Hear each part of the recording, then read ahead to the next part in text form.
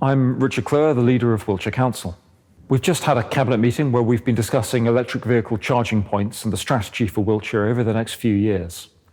This is a major issue nationally and very fast moving, and we need to make sure that we as a council are adapting and providing the appropriate charging points across the county, but also that we're not investing too heavily in technology that ends up being obsolete in a few years' time. And getting that balance is really quite difficult. So what we've agreed today is an investment to bring all of our current EV charging points up to scratch, get them back into operation, and also to look at putting some new charging points in, spread across the county to meet current demand.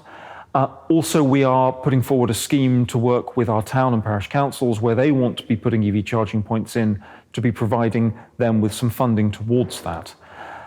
In the long term, we need to make sure we know who the winner is going to be in the decarbonisation of cars, whether it's going to be electric, as currently appears to be the case, but we need to keep an eye on hydrogen as well. We need to understand the technologies, the ranges, and where people want to charge. If most people are charging at home, cramming our car parks with charging points may well not be a good investment. So we're taking a first step on that path today, and we'll be monitoring it closely, and there will be a lot more to come in future years. At Cabinet, we were also discussing the bus improvement plan. This is part of what I think is a genuinely exciting national initiative to look at improving bus services across the country.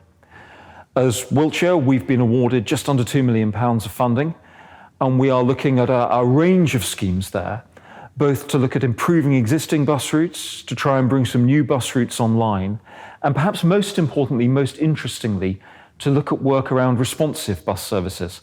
So bus services where it isn't just a case that you wait at the bus stop and your regular bus comes along, but where people are able to influence whether a bus comes to pick them up or not, based on need and demand and based on their requirements at the time.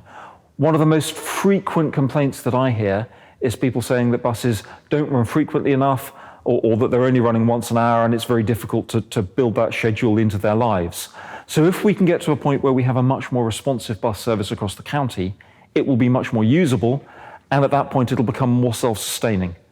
We have got to do everything we can to support public transport, both to help our rural communities, but also to help the public transport deal with the effects that they have suffered through COVID and the significant drop in passengers they've seen.